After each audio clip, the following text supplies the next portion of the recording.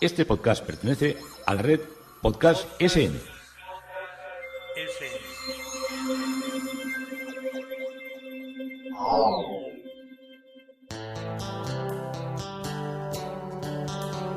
Historia con sentido.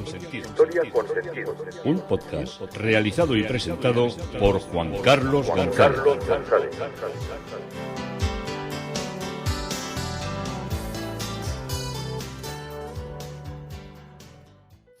Un saludo a cuantas personas se acercan a través de las redes sociales, de Facebook, de Twitter, de mi página web Historia con Sentido. Yo soy Juan Carlos González y un día más encantado de acercaros una parte de la historia. Hoy el tema propuesto es el antiguo panteón de los canónigos de Jaén. Con él concluiremos las magníficas obras de Andrés de Valdelvira dentro de la Catedral de Jaén. Pero vamos ya con el introito, en este ciclo del cloro que os estoy contando y de todas mis aventuras partiendo de Heidelberg y recordando las máquinas de la imprenta de mi amigo Nemesio, para ya darle un punto y final. Bueno, como os decía en capítulos anteriores, en introitos anteriores, mejor dicho, el encontrar el sitio de las piscinas en Churriana de la Vega me costó muchísimo, porque Churriana es Churriana de la Vega, como su parte final indica, está en la Vega de Granada, es una parte muy feraz, y llegar a Churriana supone cruzar un pueblo que se llama Armilla. Granada toca prácticamente en territorio municipal con Armilla, y normalmente pues no tienes ningún problema de llegar a Armilla, porque Armilla la ves desde Granada y la ves desde la autopista de Sierra Nevada, de la que baja luego a Motril. Entonces, cada vez que yo intento... Pero el pueblo tiene una complicación. Armilla es además una base de helicópteros de militares. Y entonces eso hace que en medio claro, el pueblo ha crecido, es un pueblo, yo no sé si por la base o por qué, pero con su tranvía por dentro, una cosa exótica. Estos granadinos, cuando se ponen a hacer cosas exóticas, las hacen y mucho. Y siempre que intentaba entrar en el pueblo, oye, que me encontraba con todas las cercas de la base, y tenía que dar la vuelta. Y la base era interminable. Yo miraba para un lado, por la carretera, muro. Miraba para otro, muro. Me daba la vuelta y así hice 2 o 3 intentos en una mañana. No os quiero decir que vaya todos los días. Dije, pues esto sí está poniéndome aquí. Porque los localizadores de los tontones y estas cosas, esto hay andar con cuidado. En las grandes ciudades te resuelven los problemas enseguida. Pero, ¿y en un pueblo? ¿Y en un sitio donde hacen obras? ¿Y en un sitio donde han montado un tranvía que ha cortado calles? Ay, eso te dice, siga usted a la derecha, y de repente hay una zanja. Siga usted a la derecha, y sigue la zanja, y no se va la zanja. Pasas un poco más adelante y dice, recalculando, y te manda otra vez para atrás. Así que siempre que andéis con esas máquinas, no voy a decir diabólicas porque la ciencia ha venido a ayudarnos, andar con cuidado, porque muchas veces hay muchos cambios y dificultades que no aparecen siempre en los geolocalizadores. Bueno, entonces que al final me paré en una rotonda y digo, oye, estoy intentando llegar a Churriana. Me dice, está ahí detrás. Y dice, ¿ahí detrás? Le digo, pues estará ahí detrás, pero no la encuentro. Y me dice, ¿dónde vas? Pues a Acuatécnica, esto de las piscinas. Y me dice, mira, déjate de líos, te vas a meter aquí en Armilla, no vas a hacer más que dar vueltas. Y digo, ¿me vas a decir dar vueltas? Si llevo toda la mañana dando vueltas. Y dice, pues eso, sal otra vez a la autopista y vete como si fueras hacia Granada, y en el primer polígono que veas industrial, pues tuerces y te metes por lo que es la Vega, por lo que son las huertas. Dice, no tienes pérdida, porque te va a poner un letrero a Churriana y no vas a pasar más que por campos y campos y campos, y al final vas a llegar a la última rotonda, y en esa última rotonda hay una gasolinera, y allí está lo que buscas, y no tienes que entrar por el otro lado. Bueno, así que hice lo que me había mandado el señor, y crucé efectivamente toda esa serie de campos increíbles. Todos ahí cultivan 2 cosas que son las habas que se comen crudas. Yo no, unas habas muy jugosas. Yo las habas las había comido o cocidas o así con un sofrito, con jamoncito o con tocinito. Y no, allí las comen crudas con un puñadito de sal y están buenísimas. Y luego todo eso, esa parte de La Vega está dedicada al cultivo del tabaco. Ya sabéis que el cultivo de tabaco está muy controlado, pero ahí hay se da muy bien porque se riega todo. Y aparte de eso también hay huertas de cebollas y huertas de vender en los mercados y en las tiendas a los fruteros locales. Y luego también ahí hay muchas de estas típicas casas que son para secar el tabaco, que son una especie de hórreos, toda la casa está totalmente hueca y con ladrillos alternados que dejan pasar el aire, y está llena de alambres, y entonces en el alambre colocan la planta del tabaco boca abajo, que es luego lo que venden. Hay que tener muchas plantas porque claro, eso, una rama seca pesa poco. Pero bueno, ese es un mundo que no voy a entrar ahora, aunque igual algún día entro en la producción tabaquera de Granada. Entonces ya llegué y ya tuvo lugar el desarrollo de la acción que os había contado el último día.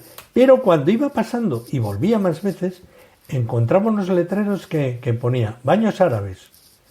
Y yo decía, hombre, esto tengo que ver, unos baños árabes, tengo que ver. Y pasaba por ahí, me mandaban las flechas.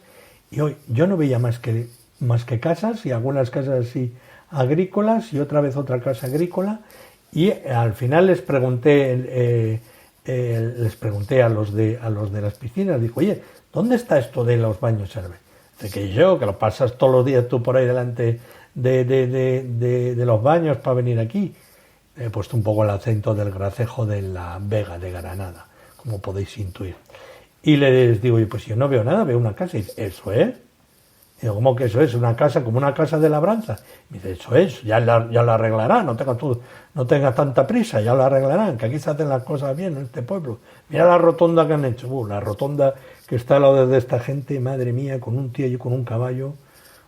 Es para una noche que vengas después de una borrachera, te puedes llevar un susto borrocotudo. Y efectivamente, allí están, y ahora estoy hablando de noticia cuando estoy haciendo este podcast de hace 3 días, que ya definitivamente el pueblo de Churriana de la Vega pues está planeando ya la apertura al público, que será más o menos en 2 años cuando se terminen las obras de restauración.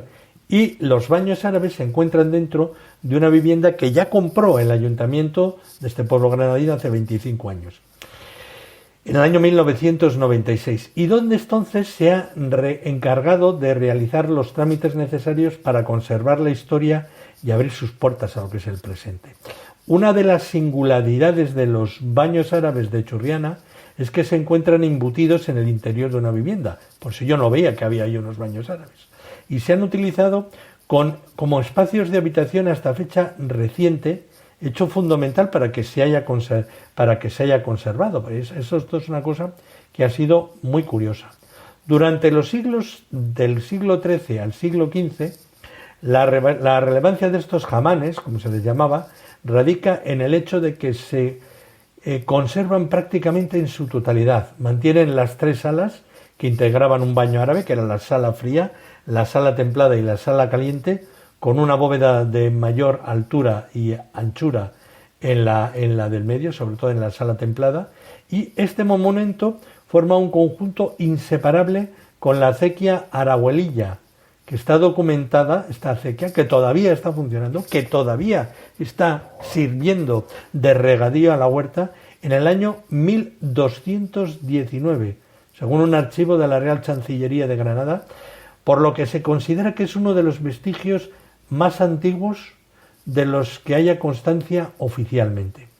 La riqueza de La Vega, de la zona que os he contado ahora de tabaco, permitió una etapa de particular esplendor por las buenas condiciones y comunicaciones con Granada, y reflejaba en el papel protagonista de la ciudad como lugar de negociación de las capitulaciones entre los representantes de los reyes católicos y de Boabdil.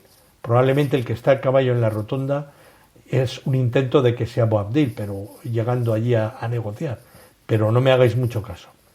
Fue declarado un bien de interés cultural, un BIC, que le llamamos aquí, para que pudieran restaurarlo en el 2006. Y los baños árabes se encuentran ya en la última fase para la restauración por parte de la Junta de Andalucía. Solo falta la aprobación por el Ministerio de Cultura y tiene un presupuesto cercano al 1.000.000 de euros, por lo cual entendemos que va a ser una obra cuidada, una obra bella y una obra que nos va a animar mucho a visitar esa zona. Yo ya no iré a por oxígeno líquido, tampoco a por cloro, pero sí que tengo una verdadera ilusión y de mostraros y de contaros cómo son estos baños árabes de Churriana de la Vega y perdonar o disfrutar de este largo recorrido que nos ha traído hasta aquí. Y ya vamos a concluir todo lo que es nuestro periplo acompañando, como hemos estado acompañando a Vandelvira, con una de las partes que más, podríamos decir, que más insólitas parecen, porque era una antigua cripta que él hace para nivelar el terreno, que en su parte alta es donde va a construir la sacristía y donde va a construir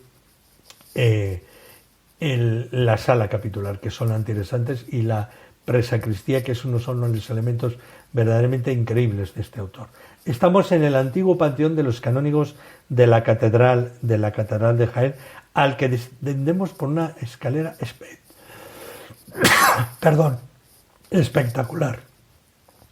A veces me quedo un poco sin voz porque me emociono tanto contando las historias que lo tenéis que entender como normal. Bueno, la primera zona construida por Andrés de Vandelvira en la nueva catedral fue el panteón de los canónigos, lugar destinado a albergar los cuerpos de los miembros del cabildo que pidieran ser enterrados allí, porque algunos que eran como más nobles se pedían hacerlo en sus capillas. Y este espacio funerario estuvo en funcionamiento hasta poco antes de mediados del siglo XIX, cuando se abrió el cementerio de San Eufrasio y ya trasladaron allí los restos, se hicieron los canónigos sus grandes panteones. Durante el pontificado del obispo don Diego de Tavera, entre 1555 y 1560, el arquitecto Andrés de Vandelvira dirigió las obras de la primera fase de construcción, como os he contado, de esta nueva catedral de Jaén. En concreto, en este periodo y bajo la dirección del maestro cantero alcaraceño, se edificó la sala capitular o capilla de San Pedro de Osma y el panteón de los canónigos, que es una cripta. Dada la especial nivelación de la catedral, el panteón de los canónigos sirvió a Vandelvira como importante cuerpo basamental en el que descansase el pavimento de la futura sacristía y de la sala capitular, y tuviera así el mismo nivel que las naves catedralicias. Precisamente esta función o de base o soporte de la sacristía hace que el panteón sea un espacio arquitectónico sobrio y fortísimo, pero es absolutamente grandioso. El antiguo panteón de los canónigos y la cripta es un espacio tripartito.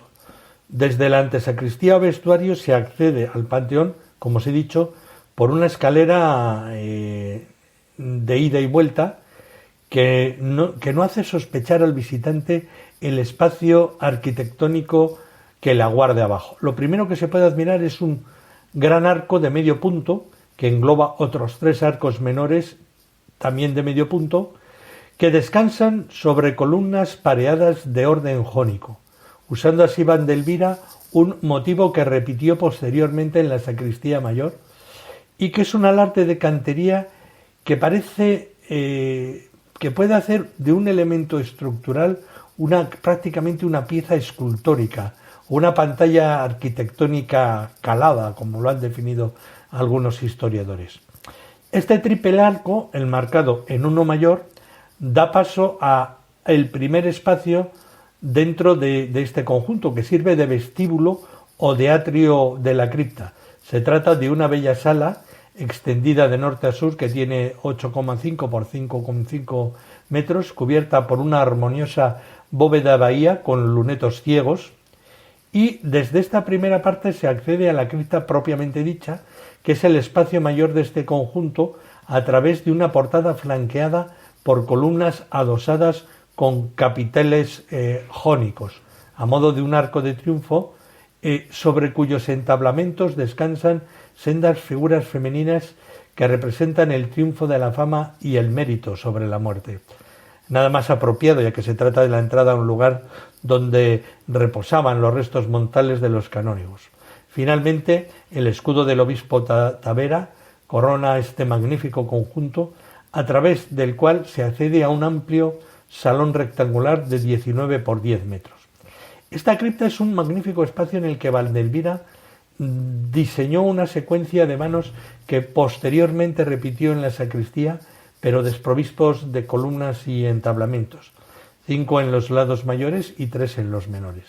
La bóveda está muy rebajada y en forma de esquife, aumentando esta sensación de rebajamiento más todavía una amplia moldura que parece apoyarse en las claves de los arcos que se abren en el muro.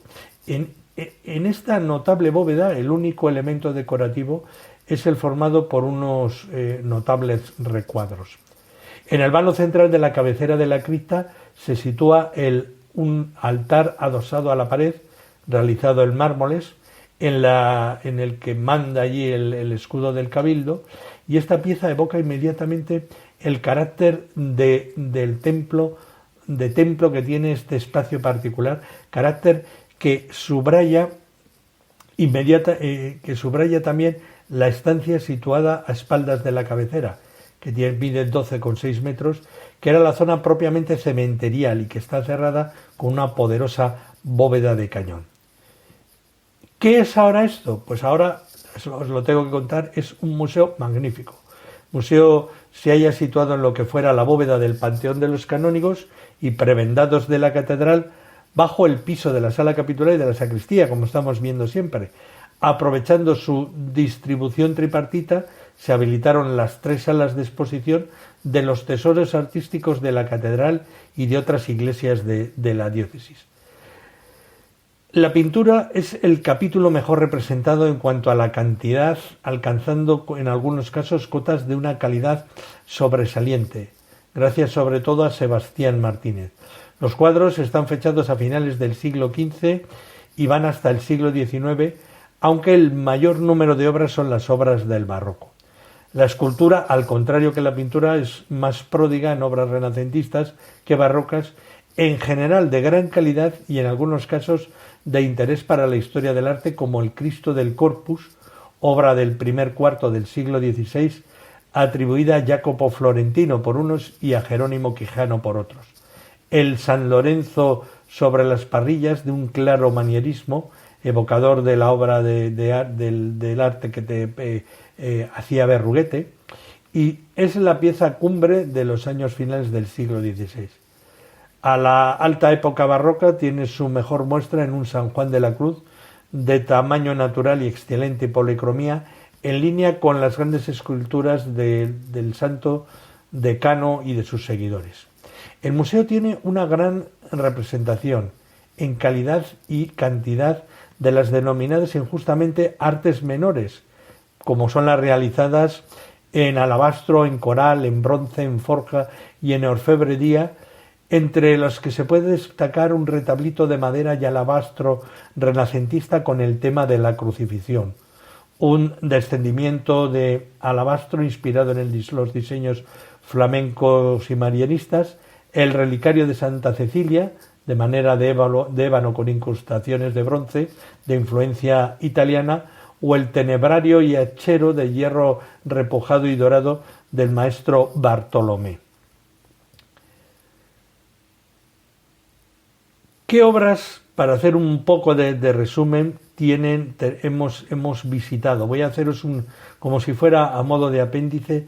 En la provincia de Jaén tenemos la iglesia catedral de Jaén, la portada de la iglesia de San Miguel, la torre de la iglesia de la Magdalena, la iglesia de San Bartolomé. En la provincia de Jaén, en Úbeda, tenemos muchísima obra. La Sacra Capilla de Salvador, el convento de Santa Clara, el palacio de Vázquez Molina, el palacio del Deán Ortega, el palacio de los Vega de los Cobos, el Hospital de Santiago, el Hospital de los Honrados Viejos, la portada de la iglesia de San Nicolás, el puente de Ariza, la casa de Alonso de Villarroel, su fachada, la casa de Julio de Aquilis, la portada, la casa del licenciado Manuel, la portada, y el cortijo de Hernando de Valencia en Cañada del Linar. En Baeza, dentro también de la provincia de Jaén, obras en la casa del corregidor y cárcel, actual ayuntamiento, en la catedral, en la capilla de los Benavides y el puente de Mazuecos.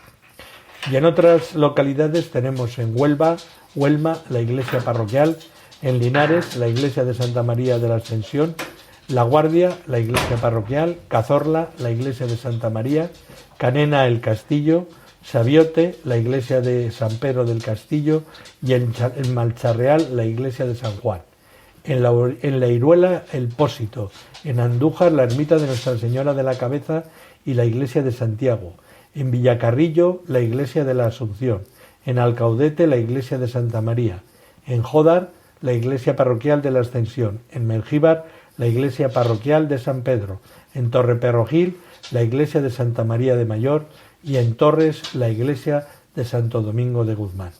Este ha sido el recorrido por la provincia que más marcó, que más ha acompañado a nuestra historia, la historia de Andrés de Vandelvira, ese gran constructor que nos ha demostrado que el Renacimiento aquí fue de una brillantez y de una elegancia comparable al que vivió Italia con sus grandes constructores.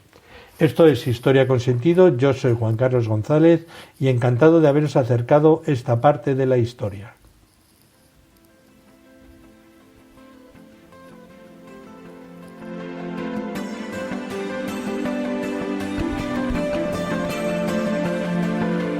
Hasta aquí un episodio más de Historia con Sentido. El podcast que te habla de historias de la historia, sucesos, eventos, como si el ayer fuera hoy. Síguenos a través de iTunes, Spreaker o iVoox. Contacta con nosotros por correo electrónico escribiendo a podcast@historiaconsentido.com. Nuestra web www.historiaconsentido.com. Y en Twitter nos encontrarás como @historiasentido. Este podcast pertenece a la red Podcast SMM.